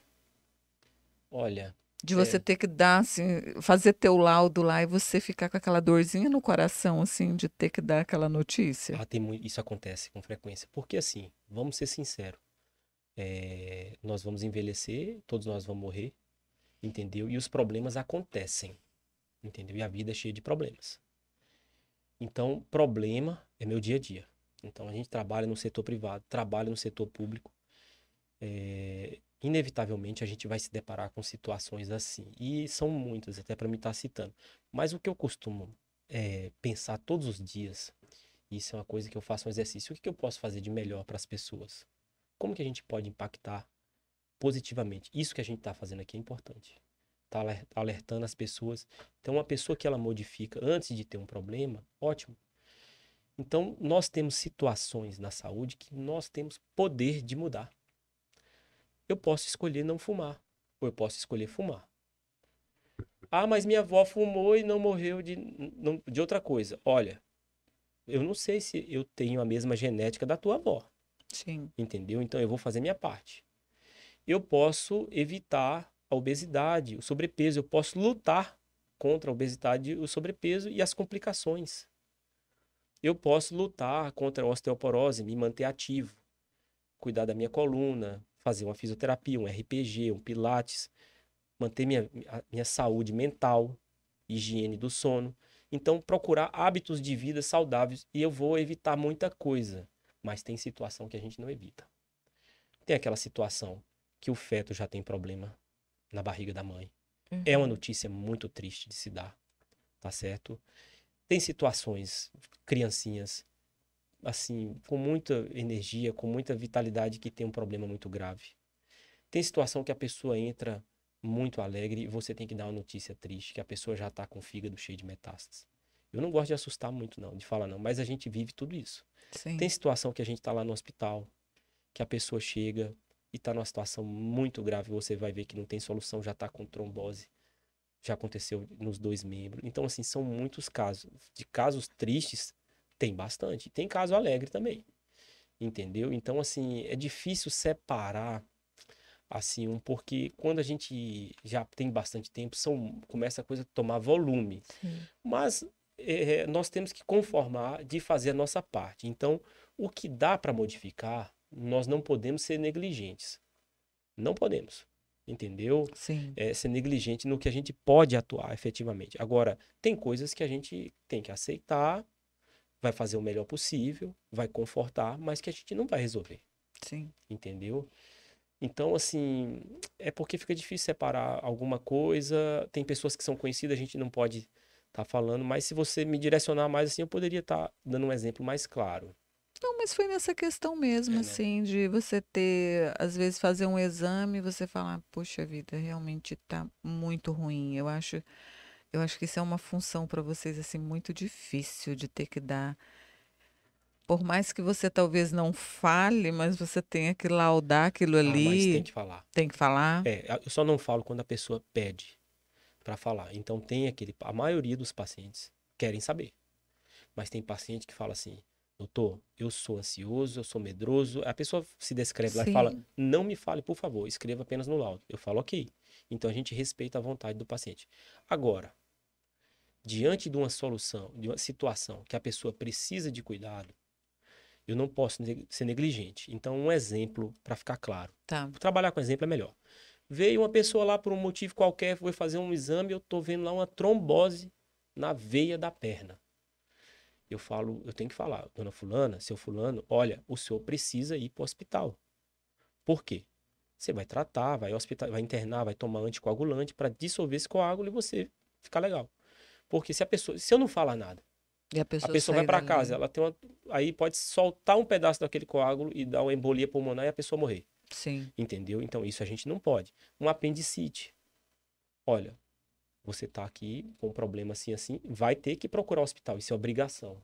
Aí eu sou obrigado a informar Entendi. entendeu? Então já teve Agora, caso que a pessoa saiu direto do teu consultório pro hospital? já teve caso que a pessoa saiu, por exemplo, uma paciente gestante foi fazer um enxoval nos Estados Unidos e tal, e durante a viagem de volta para Brasília ali, a perna inchou e ela já queria ficar em Brasília, o médico já ligando, acho que já estava ligando no consultório para poder fazer. Ela saiu direto do aeroporto, veio fazer o exame, estava com trombose e já foi para o hospital. Entendeu? E já tratou, e salvou, e tá bem, obrigado. Então, assim, a gente também tem muito caso legal, Sim. sabe? De pessoas que trataram, e a gente foi ali uma peça que ajudou no diagnóstico, ajudou no tratamento daquela pessoa. Eu também não gosto dessa supervalorização, não. A Sim. gente tem que entender que todos nós, desde que a gente estuda lá na escolinha, tudo levou a gente para esse momento aqui, Sim. que a gente tem que dedicar. Então, não é achar que é super importante, não. O meu papel é esse, é meu trabalho, é fazer, lógico, eu tenho que procurar cada vez fazer melhor. Sim. Mas não também ficar essa coisa, supervalorização. Não, eu acho que o normal é você fazer bem feito, é fazer as coisas corretas. Acho que nossa obrigação, É né? nossa obrigação. Quando Então a gente tem que partir do sociedade, normal. a O gente optou, excepcional é a outra gente coisa. optou É. por fazer isso, então vamos fazer bem feito, né? Com certeza. E vocês também devem ter um monte né? Porque, Temos. no caso, eu lido com diagnóstico, não lido tanto com tratamento. Mas, assim, vocês devem ter aqueles pacientes que enchem de orgulho, Temos. né? Sim, que a gente tem Bacana. muito contato, Temos, né? e com o temos aquele paciente também que a gente, como o nosso tratamento, ele não é um tratamento rápido. Então, aquele paciente, ele passa meses com a gente, né? Às vezes 3 vezes semana, né, Jéssica? Às vezes Sim. 2 vezes semana. Então, você finda já criando um vínculo maior do que você que faz lá o exame. E às vezes a gente vê que aquele paciente ele está precisando de procurar um médico, né? Uma especialidade. E às vezes a gente fala, aí ele procura, mas tem aquele que não procura também. E às vezes a gente tem que ficar, né, Jéssica, batendo na Tem cabeça, que pegar no pé. porque a gente trabalha muito com idoso, né? Então, às vezes, é aquela teimosiazinha, a gente vê que tem necessidade de, né? Às vezes a gente precisa até buscar um familiar para, né, dar aquela alerta, falar das necessidades, para ele buscar o profissional adequado. E às vezes ele está com um problema sério mesmo, né?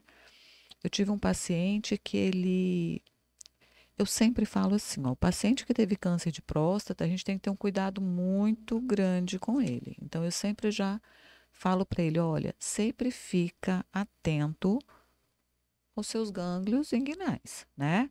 Então, às vezes a gente fala isso, ele não sabe o que que é, mas é quando a gente fala íngua, né? A gente fala íngua, o paciente sabe, Exato. né?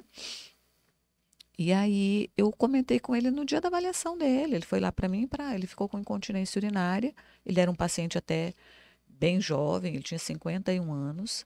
E eu comentei com ele na avaliação. Eu falei, fulano, olha só, a partir de agora, fica de olho, sempre passa a mão, né, na sua virilha, vê se não tem nenhum nódulozinho e tal. E ele, mas por quê? Aí eu expliquei para ele, falei, porque você tem que ficar atento, porque como você teve um câncer bem, e assim, ele não foi diagnosticado precocemente, então precisou tirar já uma margem, né, maior e tal. E ele ficou. E eu fiquei fazendo, a gente fazendo o tratamento, e eu sempre também fazia tal, papai. E ele uma vez, aí ele foi viajar. E ele disse que ele, no banho, ele passou a mão e ele sentiu. Ele sentiu ali, né, um carocinho. E ele lembrou da minha fala, que eu tinha comentado com ele, e lá mesmo, ele estava no Nordeste, e lá mesmo ele buscou um urologista, e dali sei que findou fazendo os exames e tal, e ele estava com metástase. Ele já Caramba. estava com pontos, né, de câncer Região nos inguinal. gânglios mesmo inguinal. Então, ele é muito grato a mim até hoje. Hoje ele já não é mais meu paciente, fez tratamento, ficou tudo bem. Depois disso, ele teve mais outro ponto de metástase óssea na pelve. Tratou também e agora, acho que já tem uns 4 anos que ele está tudo bem. Mas até hoje ele tem o maior carinho por mim, porque ele falou: olha só, a tua preocupação de você ter falado aquilo para mim, eu mesmo consegui, né, perceber e busquei o médico e realmente era o que você falou. Isso é muito bacana. Sim. E assim, a gente entende que nós somos um pedaço, uma parte ali de uma engrenagem, né? Ninguém faz as coisas sozinho. Exato. Então, o médico faz vamos supor, Tem a suspeita, manda pra gente, faz, ajuda no diagnóstico, volta, tem um tratamento, às vezes vai pro cirurgião, tem que fazer uma reabilitação com a fisioterapia.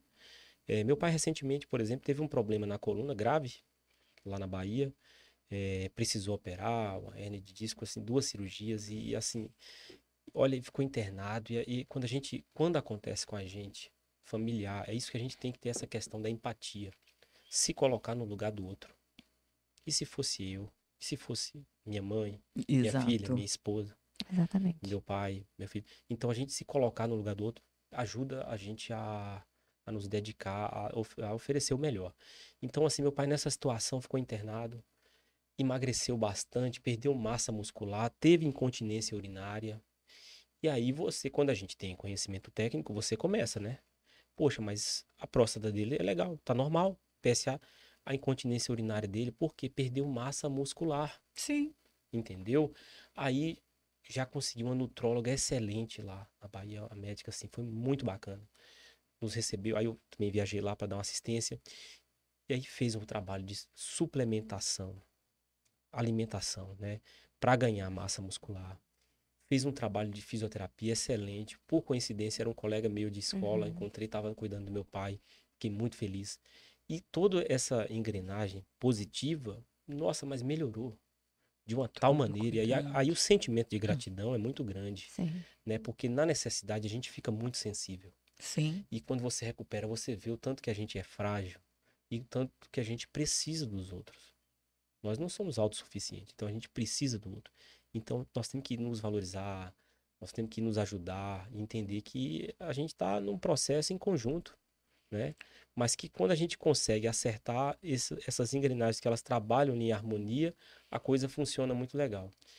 Nessas conversas, tipo podcast, tipo postagens de internet, uma coisa que eu venho conversando ali, né? A gente sempre está vendo ali, água, tome muita água, descanse, faça atividade física, faça dieta, Tem um bom tenha um sono. bom. Então, assim, né, tem as suas pessoas de confiança, mas parece uma coisa maçante, mas não é. Mas eu fico também pensativo com essa questão do desafio, igual você falou, as pessoas teimosas, a pessoa. Só que eu entendo que também o nosso poder vai até um limite. Sim. Então, assim, a nossa atuação, nosso poder de influenciar, de informar, vai até um limite. Dali para frente eu não consigo mais. Eu já fiz de tudo, já informei, Sim. já mostrei os riscos, os benefícios, um caminho, e a pessoa tem que andar. Aí eu acho que entra alguma coisa da psicologia, eu não sei te falar, mas também nós temos nossas limitações nesse tipo de pessoa. Mas eu acho que conversando, mostrando o caminho, né, alertando sem fazer aquele alarde, sem fazer aquele terrorismo, eu acho que é a melhor maneira.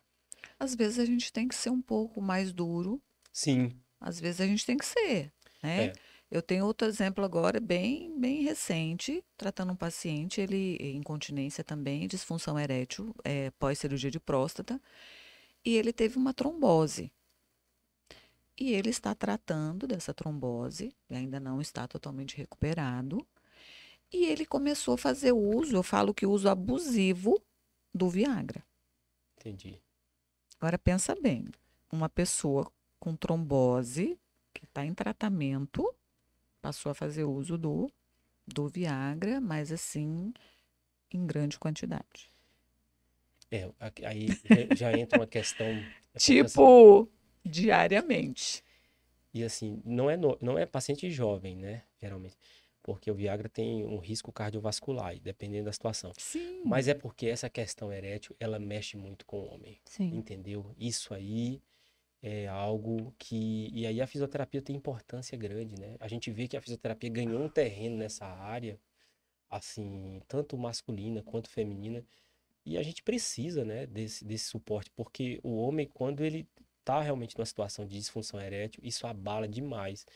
Então é aquela história, tá se colocando sob risco, tá, mas tá num processo muito maior. Realmente precisa de ajuda, precisa de uma orientação, precisa, né? Fala, olha, você tem que fazer isso.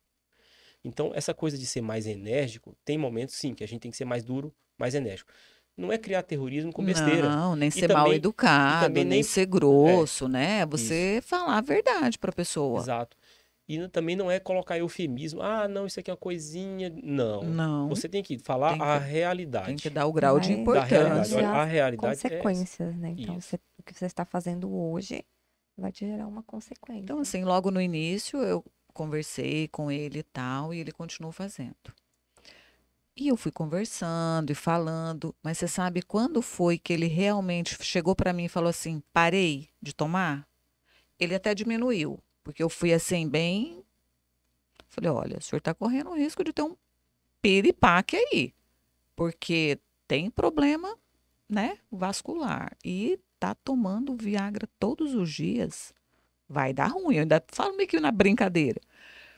Ele só parou quando ele começou a ter resultado com a fisioterapia. Olha a importância da Foi fisioterapia. quando ele acreditou que ele ia ficar bom e que podia dar um tempo. E aí eu fui jogando para ele o quê? Vamos fazer o teste. Como é que eu vou saber que a fisioterapia está tendo um bom Se ele não dá resultado se uma você pausa. não está tendo, né? Só o estímulo sem o medicamento.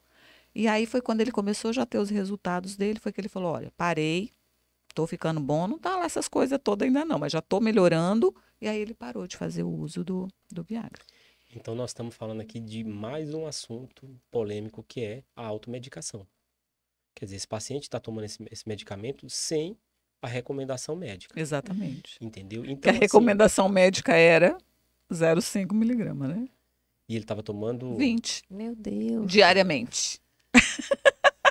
Aí fica complicado. Então, Né? nós estamos diante de um outro problema. Porque, assim, é aquela história. A gente sabe que tem os problemas de disfunção erétil relacionada a questões psicológicas, Sim, questões físicas, né? sim. E aí algumas doenças que vai precisar do tratamento específico.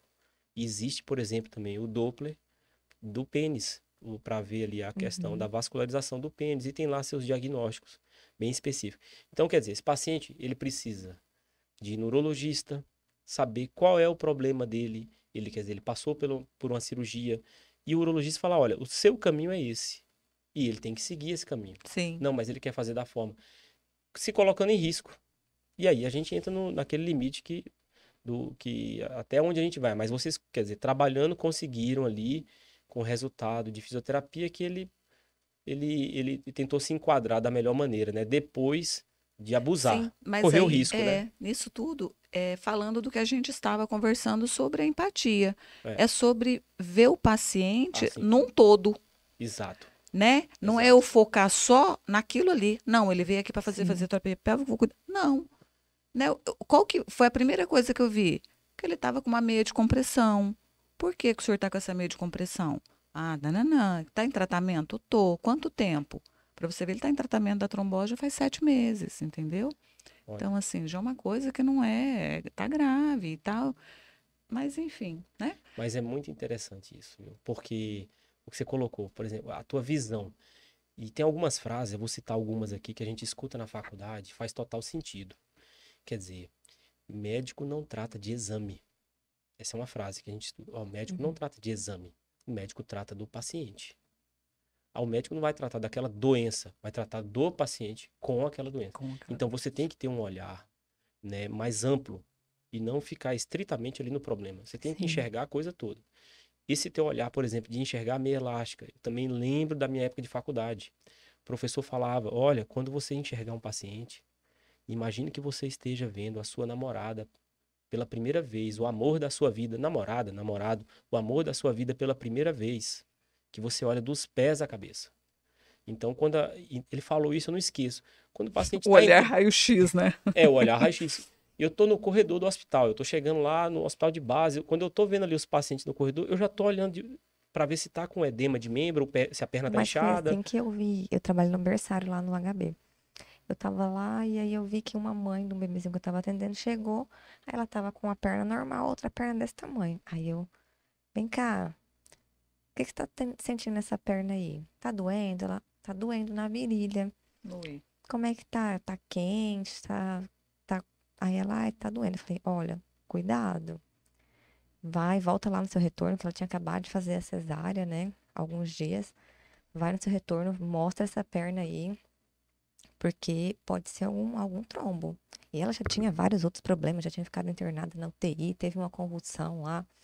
Enfim, eu sei que isso era numa sexta-feira. Aí passou o final de semana, cheguei na segunda-feira lá e ela já estava internada. Eu falei, e aí, o que que deu? Ela, ai, trombose.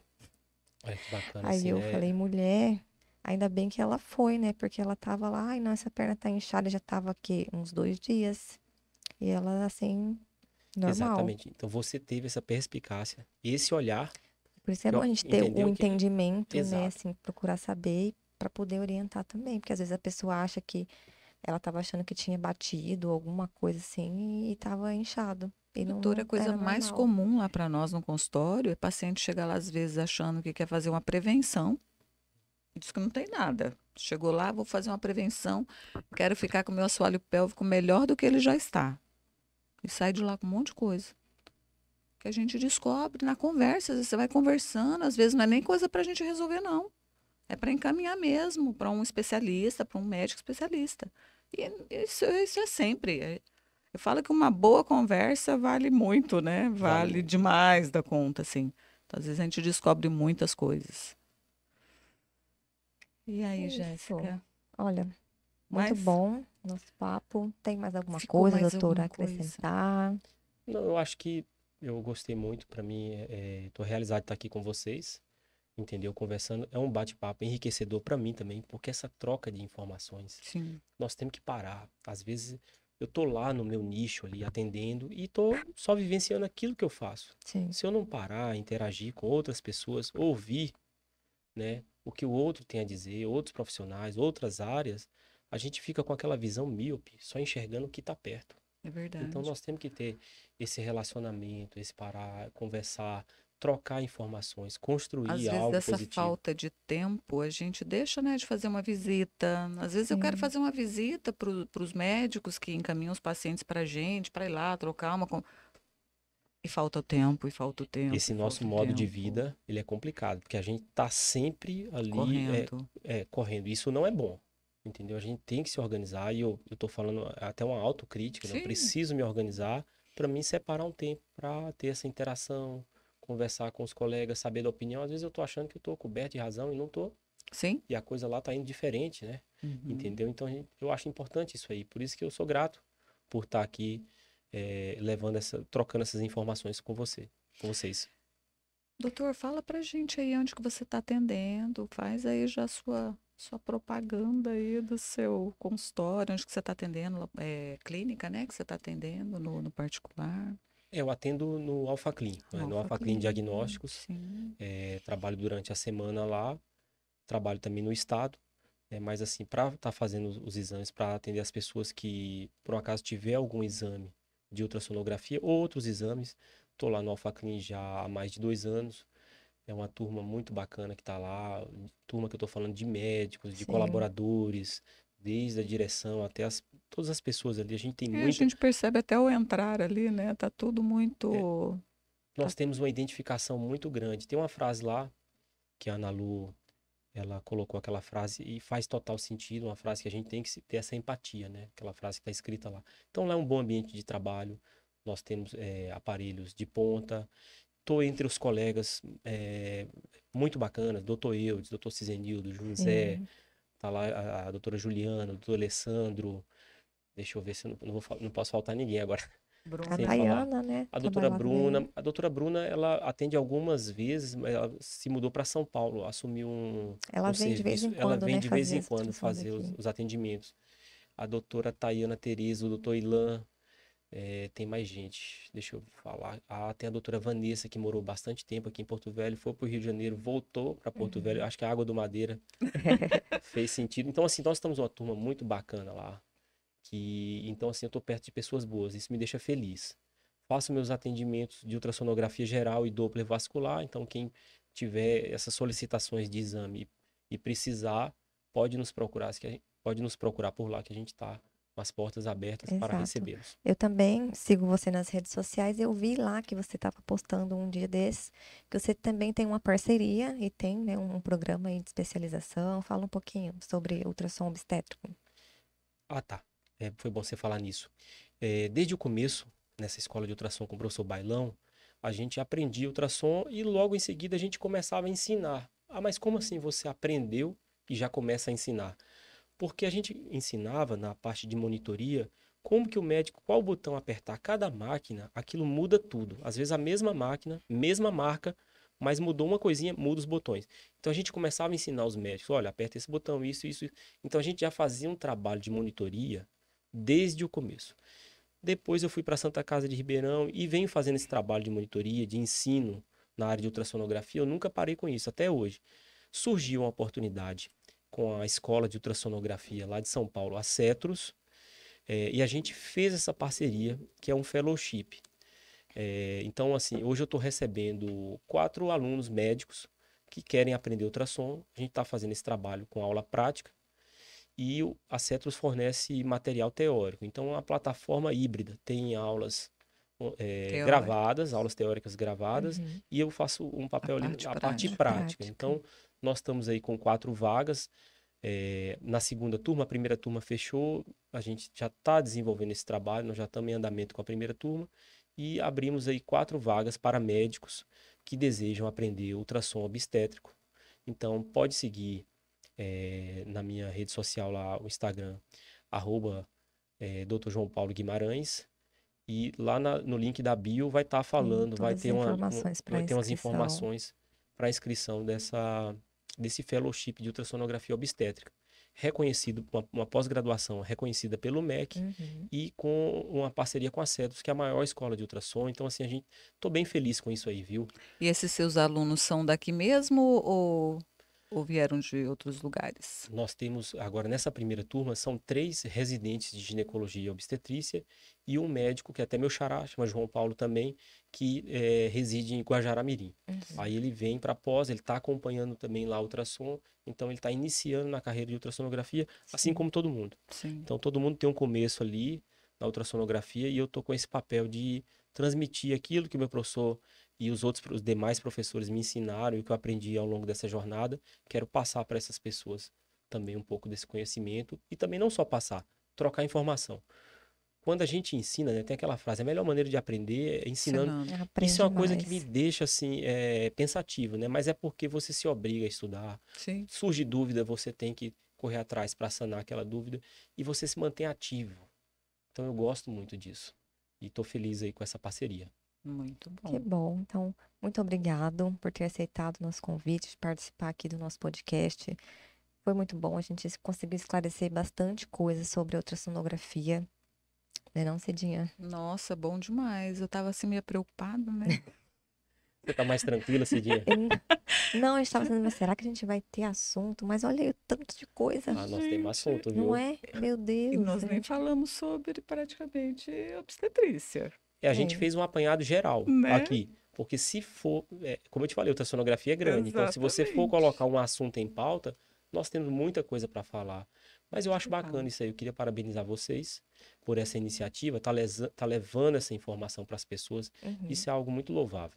Quero te agradecer mesmo imensamente, né? A gente sabe que a vida dos médicos não é fácil. É corrido, achar uma vaga na agenda aí. Né?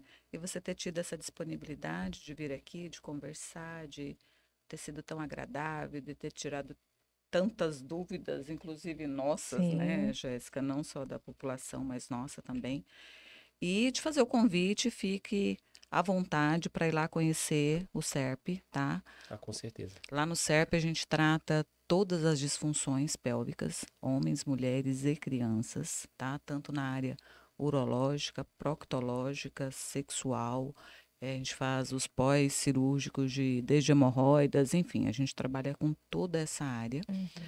Te convidar para você ir lá conhecer o nosso trabalho, né? A gente já está há 4 anos, né? O SERP já fez 4 anos, já expandimos um pouquinho, hoje a gente está com uma filial em Ariquemes também, onde já estamos atendendo lá todos os dias, durante a semana. Eu atendo às terças e quintas.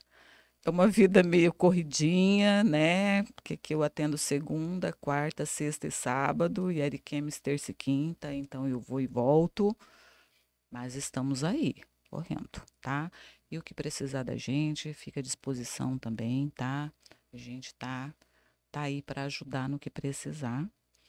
E bom saber que temos uma pessoa tão bem capacitada. Sim. e humana. A gente conhece as pessoas quando a gente conversa com ela, quando é aquela pessoa extremamente profissional, mas aquela pessoa que eu tenho certeza que você é como nós, que vê o paciente como uma pessoa, não como uma doença, né? Só aquilo ali. Então, assim, te agradecer mesmo, viu, de coração, de você ter topado. Tô te conhecendo agora, né? A Jéssica já te conhecia, eu tô te conhecendo agora. Mas foi muito bom mesmo, viu, ter você aqui com a gente no nosso Serpcast. Olha, o prazer é todo meu estar te conhecendo e será um prazer visitar lá a sua clínica, a clínica de vocês lá, o serviço. E essa empatia, esse se colocar no lugar do paciente, isso aí é algo assim que a gente gosta de estar perto dessas pessoas, né, que são vocês aí. E a gente tem que ser humilde, né, Sim. de buscar o conhecimento e fazer aquilo que a gente foi chamado, aquela vocação de entregar tudo aquilo que a gente estudou de volta para a população, para os pacientes, para as pessoas que a gente atende, em forma de bons atendimentos. Eu acho que é o mínimo e nós temos que seguir em frente mesmo, temos que trabalhar, temos que produzir, temos que viver nessa correria, mas de vez em quando a gente tem que refletir e eu acho que esses momentos assim, igual a gente está aqui, são importantes para mim. Então, eu que sou grato a vocês. Então, Despedir, se Jéssica. despedir. Fala de novo a sua página no Instagram, o pessoal Arroba seguir. Dr. João Paulo Guimarães. Então sigam lá, tem bastante conteúdo, né? Se tiver mais dúvidas, pode mandar as perguntas, né, doutor? Que Pode ele vai mandar. responder. Também seguir a página do SERP, a gente está com a página de Porto Velho, @serp.pvh, @serp.ariquemes. A gente também está com bastante conteúdo lá, lançando conteúdo todo dia, lá nas páginas, tá bom? Então, qualquer dúvida também pode mandar que a gente vai responder. E é isso, vamos finalizar o nosso episódio de hoje. Gente, então é isso. Vocês viram o que eu falei no começo? Que era um médico que praticamente todo mundo já precisou, né, doutor? Então é isso, gente. Olha só, como eu sempre falo, o Serpcast o único intuito é levar informação de qualidade. Sempre que a gente está aqui com um assunto sério de suma importância para toda a população.